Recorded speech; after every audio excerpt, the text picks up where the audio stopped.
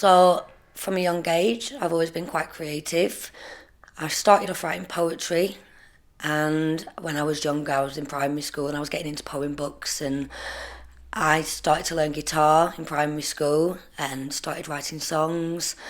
And then I got a bit older, I got into bass guitar, started playing that, and then got into bands, again writing songs, again writing poetry. And then when I got to about 15, I discovered that I could DJ. And for me, it's very mindful. So my mental health isn't brilliant. So for me, it's an escapism, it's a distraction, it's helpful. So when my mind starts wandering, it's just the expression, the creative expression. It just gives me a little bit of space between what's going on. It's mindful, and I found that when I was in band, I got quite frustrated because I was doing most of the work, getting the gigs, I was managing us, and people wouldn't turn up. And for me, I get quite, frustrated quite easily. So with DJing, and I got into music production as well. Um, I found that being solitary was the best thing for me for a while. It kind of just let me be on my own, and I didn't have to rely on anyone else. It was just up to me. It was me that was doing the work, and if anybody was going to let me down, it would be me. So that for me was how I played it. I am a bit of a control freak. So I grew up in Preston. I was born in London, well, in Surrey. I moved to Preston at quite a young age. Grew up, when moved to Exton, went to primary school there, then moved to Penwitham, then went to primary school there. Stayed in Penwitham, then moved to Ashton. So there's a lot of moving about. I never settled. I didn't have a group of friends that were like lifelong friends. So I struggled socially as an only child as well. And I think struggling socially can have a big impact on your mental health because you're not getting the social aspect of life. You're not communicating with people properly, and then when you're moving around, you'll make friends and then you're leaving them. And for me, I have a great fear of abandonment.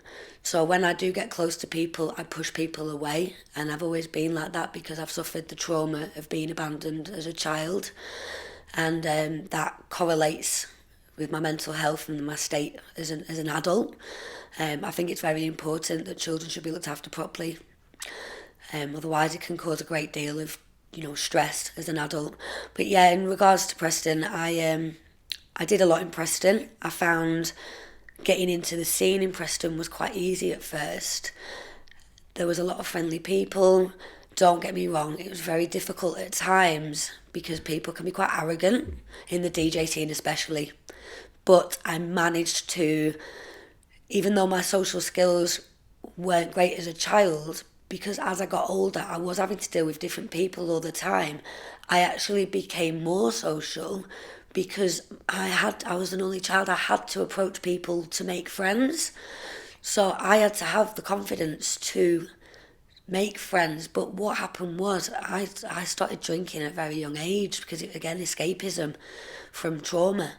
And it was in Preston, and I just became I went from being a very closed-in person to a very bubbly person, but I have manic depression, and I think that's developed as a teenager.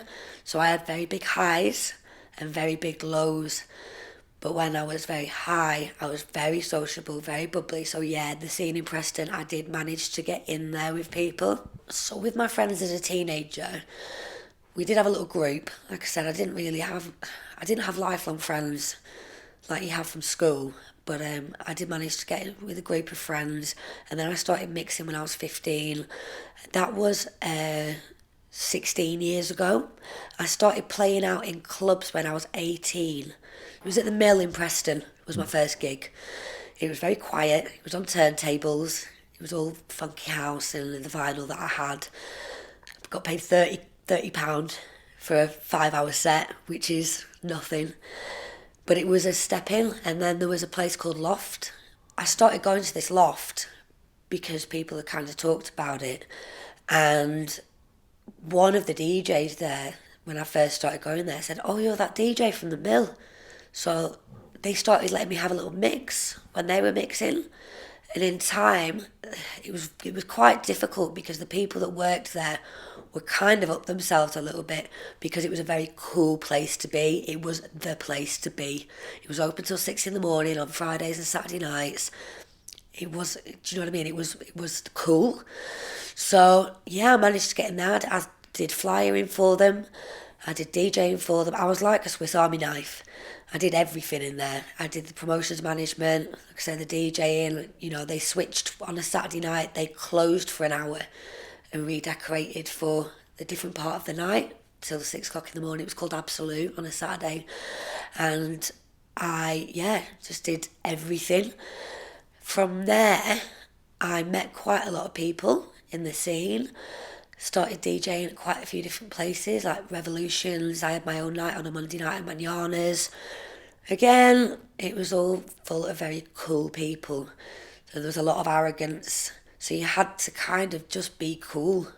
And I didn't want to be that kind of person that's hard to approach and, you know, that has a resting miserable face. I want to say resting bitch face, but well, what I think, especially when you've got the next generation of DJs, you don't want to teach them to be arrogant. You want to teach them to be cool people. And I think you need to treat them with respect and allow them to be in your group. And they may not be the best DJs in the world, but you can teach them. Make them the best DJ that they can be. Make them the best performer that they can be. You know, teach them about stage presence. Make it so that they're comfortable with what they're doing and that they know what they're doing. And then they can progress to do great things and also be humble rather than being in a clique and then learning from this clique that, oh, actually, I'm too cool. I'm going to be arrogant. And I think that's just not the way forward. There's a new club opened in Preston called In Libra, which plays underground electronic music. But I did an interview with them for Beat Radio. Really cool guys, really open. They gave me free entry and a half price guest list, so anybody who came in and name dropped me got in for half price on the opening night. Really cool, but they don't seem to be interested in including people that are in the scene. The scene that I'm in, the underground electronic music scene, it's solid, but it's underground. And I tried to explain this. We are the underground electronic scene. The people you're going to get in is people from town who just want somewhere to go. You're not going to get us in unless, I don't want to say you cooperate, but unless you give us a relationship, yeah. And like I said, they're cool guys. I'm not slagging them off in any way. What they're doing is great, but they're saying like they're not going to offer the club out for other nights to host. They're not going to use any other DJs than the ones that they've found, and I think they should be using more of the underground scene techno DJs because they will bring a crowd in. Like I've said, they're open till 5 in the morning. It's going to be like Loft was. It's the last place to go. So you are going to be full of idiots. And what I found when I went there was I understand that bouncers need to be on form, but a friend of mine, he just turned up and he went outside. The first time he'd been outside, and he came back in and the bouncer said to him, every time you've come out, you've been more and more drunk. He said, I've just got here. And the bouncers were really heavy, and I don't think that people aren't relaxed when it's like that. And if you're not relaxed, you can't have a good time. I understand you've got to be strict, you know, with drugs that go on and all the rest of it, but that's going to happen anyway. You just need to control it, in my opinion anyway. I include myself in the drum and bass scene and the techno scene because I like to DJ both genres. So you've got nights in Preston at the Ferret, such as Spin City. There's been a recent Open Decks night which has started, where they book you for it. I played there at the Ferret. That was really, really good vibe. There's a female DJ called Gemma Brennan. She's known as G Breezy. She's really cool. She runs Spin City. We also do an all-female day party called Pink Rinse, which we had at the Ship. That was a great day. We'd had it outside. It was more towards, I can't remember when it was. It was a few months ago. Yeah, just not quite summer. I think it was September. And yeah, that was really cool. So there are some good nights going on.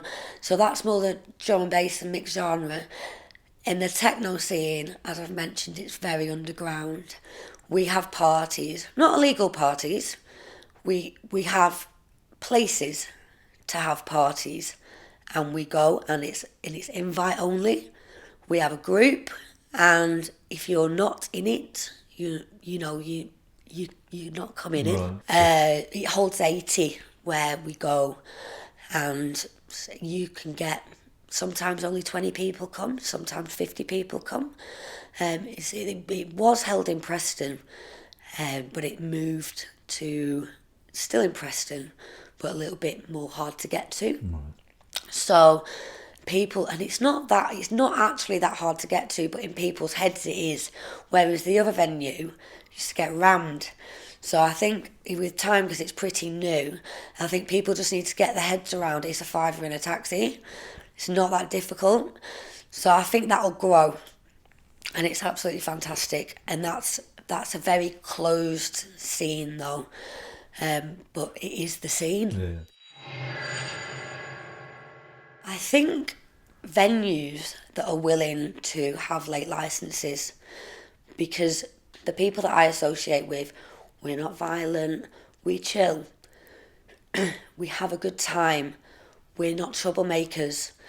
And I think there's not enough venues there that can trust people to have a late licence. I mean, the Ferret does it, but it only can do it so many times a year. I think maybe the council need to have a bit more lenience in people having later licence and allowing maybe a few more, because when you're sort of, you're getting in your 20s, you're learning what's going on, you start going out. But when you fall into this, going into town, going into Revolutions, going to Tokyo Joe's, what was Lava Ignite, I think it's turned back into Tokyo Joe's now. I don't touch that side of Preston. And in Libra was as far as I go into town on a night out. Don't get me wrong, in the day, I might go to the Black Horse or, something like that. I might go to the Adelphi. And everyone knows everyone in this scene. There's so many people. When I moved away, I came back up for a funeral. Like I said, I didn't have lifelong friends, but I didn't realise that I did have friends. And I saw all these people, and I'd wasted so much time when I'd moved away, and I thought, why did I do it? But everything happens for a reason, doesn't it? I had to lose my DJ career. I was so poorly. I was in and out of hospital every month. Sometimes I think the longest admission I had in a psychiatric ward was 3 months.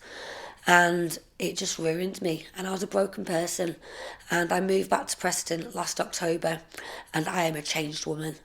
With the people that I associate with the scene in Preston, these people have made me a better person. And I think we deserve more. We deserve more venues. We deserve more support from the council. Even stuff like we do a little party on Avonham Park. On Avonham Park, we call it Ravenham. The council can be a bit funny with it, but it's just chilled. We do it in the summer. We put a pavilion up. We have the decks going. We did it in the summer. It was perfect. And then we had one of our parties afterwards, one of the more private parties. And it's just so comfortable. Everyone's just amazing. And I think there's more being done for I don't want to sound negative, but the not so cool people. And I think because there isn't an opportunity for them to experience a different scene, they do go to all these bars in Preston, and they do get in trouble, and they do blatantly take drugs. Don't get me wrong, drugs are a part of the scene in some aspects, but you have to be respectful. I myself, as I've been poorly, I can't touch anything. But people do. There is a lack of youth clubs, a massive lack of young people to go to be safe off the streets and to be able to be creative, learn skills. I would happily volunteer in a youth club. What myself and Catherine are doing, I don't know if you know, but we've got a record label, and we want to... What's that called? It's Chemical Floor Records. It's completely non-profit. Everything goes to charity. We've got 3 artists on the roster at the moment. We've had 2 releases, another one to be coming out soon. And, it doesn't make a lot of money, but any events that we're going to do, we'll get merchandise. What we want to do is create our own charity, which we have to raise just over £900 to make an incorporate non-profit charity. And we can then put our funds into that, and what we plan to do is create music workshops for young people or people with mental health who are service users, or can self-refer if they're dealing with, or they're struggling, if they're struggling. We want to apply for an arts fund, which I'm going to look into. I was speaking to a girl and I wasn't aware of it, and she suggested it. So I have looked online to that, but I want to do it with Katie, fill it in together. And so that's our plan. But definitely youth clubs. I think that's so important, and having workshops. I remember when I lived in Penwitham, there was a youth club there. I don't know if it still exists today, but it was near the library that you've been talking about, which is off Liverpool Road. So off Liverpool Road down Cop Lane. They did drama classes, and they had, on a Thursday I think it was, you could just go and hang out. And there was a great guy called Ron who ran it. He had a mentor and youth worker called Marie, and Marie mentored me at high school because I was struggling. And I think with people like that, they can put you down a completely different path in life. Yeah. And you could go and spiral out of control, but you get that one person who's willing to listen, willing to give you advice, willing to understand you for just a few minutes, especially when you're a teenager. It can throw you in a completely different direction. And Marie Jones did that for me. And when I went to Ibiza to DJ in 2009, I actually sent her a Facebook message saying, thank you so much. I don't think I'd be where I am if it wasn't for you. Because I struggled with school and I ended up just not going. But when I was at Girls High, because I moved to Tulketh, more moving about, she helped me so much. And I think there need to be more youth centres. There needs to be more people that are in the system to help people that are young and push them in the right direction and give them creativity, let them express themselves. And then when they get older, they can go into the scene with education, knowing I'm not going to go to these rubbish bars where everyone's troublemakers. I'm going to go and experience a proper night out where people are cool, people are sound, and there's not going to be any trouble. But people don't know about these things because they're not educated enough. And like you say, there's a big grime scene and it can, lead to violence and stuff. But if you were to give them something to do, there'd be less of that. Kids hang around on the bus station anyway. I work in the Guildhall, I volunteer for radio. So when I'm there, you see kids walking up and down and up and down, vandalising. They've got nothing to do, and they get bored, and their behaviour becomes reckless because they've got no direction. So they need direction. Everyone's so caught up in social media, kids especially, and the bullying that goes on, and so many young people are committing suicide these days. People as young as 10 because they're getting bullied. If they had somewhere, a sanctuary to go to where they can find people who understand them, can guide them, it wouldn't be happening. The solidness of the scenes, the way people will let you in. There's some people that are arrogant and won't, but they're the wrong people to gel with. If you look, you'll find the right people. And I think there is, everyone knows everyone in Preston through someone. And, I just hope that people can find each other and just, it's solid. I think Preston's so underrated. And there's just so many good people and close community. And I think that's what gave me the hope. And that's why I came back, because it's just so solid. And it is industrial. It's a nice place and there's a lot to see. But there's just not enough to do. I know a lot of people And these people, I think, would be so happy to be involved in helping the next generation become as solid as we are. And I mean, I could think of a select few people that, you know, would be happy to get around the table and go, what are we going to do? What are we going to put on? Under 18s nights. With what I used to do, I used to DJ at Max, you know, Max Bar in town. And it was all very commercial music, which I wasn't really into, but it was my job. And what I tended to do was kind of mix it up a bit with remixes. So playing the songs that they knew with the vocals, playing bootlegs that were more techno, electro, a variation, and you're kind of tricking people into liking, for, I don't want to say better music, because everyone has their own opinion on music and everybody's got their own vibe, but for what in my eyes is what I think people should be listening to. So I think if we maybe had an under 18s night that was a variated night with different genres, maybe introducing a bit of drum and bass, but kind of having like the bootlegs with the vocals in. There's a lot of tracks out there that, you know, like Chasing Status and stuff like that are in the charts. It's drum and bass, but people can't get their head around that. And, you know, there was a big thing for deep house at one point, which I'm not a big fan of. I do like some of it, but again, with vocals on top of it, I like myself, I make music, I can do that. I can make these tracks. And if we had an under 18s night, we have multi-genre nights. We do that. The open decks night that I went to, we had some garage, we had drum and bass, we had techno, the all-female. We had a bit of bounce. Someone did hardstyle. I was playing jungle, and then someone was doing jump up drum and bass. It changed up, and people enjoyed it. But I think with the younger generation, you need to ease them in. You can't just slam hard music in their face.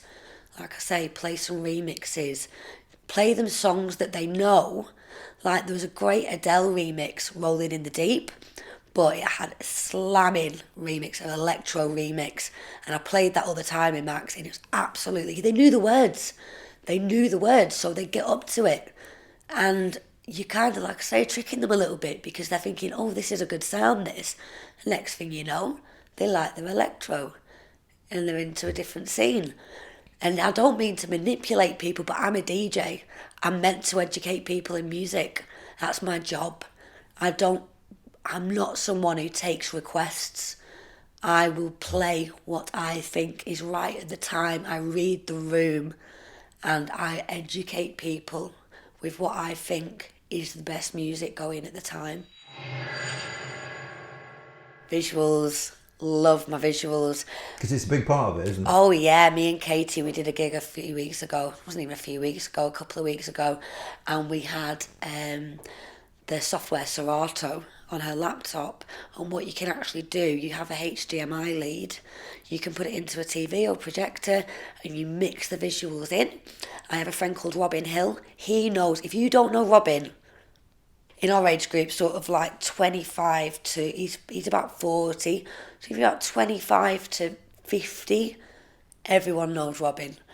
And so VJing and stuff is he does a lot of visuals and VJing. There's a couple of guys, brothers, Paul and Neil Dilworth. They do a lot of live music, a lot of experimental stuff, and they also do visuals and lighting. We have the people to do these things. And you have the kit? We have the kit. We have everything. We have the stuff to do it. And I think a great venue to maybe do a night for younger people. I mean, there's a few. It doesn't need to be a late license because they're only young. If you did an under 18s night, I mean, I have a personal license, but I don't know if you'd need that because you're not serving alcohol, are you? But I think that'd be a great idea. And promoting on Facebook, going into schools. I know teachers. A friend of mine, Claire Challoner, she's a teacher in Croston. And a friend of mine, Zara Knowles, she's a teacher as well. She's at university studying art, so she's a very creative person, loves her music, and she can get involved. She'd put up artwork, make it visually nice and a comfortable environment. We could be there, a few of the older people, just to, maybe chat to the younger ones and just educate them into different styles of music, different genres, but not too hard. Like I said, not rushing into it, but, maybe doing one, maybe, just tepid, see if they like it. If they come back to the next one, maybe, push the boundaries a bit more. And as you get, as you do more, just see if you can, get a scene going with them. And, I know people that would be up for doing that. And we have the technology. And I think the idea of going into schools and having more youth centres, more places for young people to go and to be able to socialise. But like I said, bullying is a massive thing at the moment, and a bit of escapism for some people, and being safe is really important, because of feeling unsafe in yourself and living in fear, it does make you want to do bad things. And the suicide rate, like I said, is getting stupid. What our scene is about, what we do with our scene, is the next generation. We want to pass that on. We want them to grow up being humble and, not troublemakers, and being creative and having something to do and having a passion. I feel that's so important when you've got a passion, because without passion, you've not got a lot. Nick Almond, he's been around for a very long time. He's done it, and he's humble. And I think he would be willing to pass on his education. He's been brilliant with me. He's given me an opportunity to DJ. I think he would be the one that I would say could make a difference. Beautiful. Thank you very much. Was that okay? Great.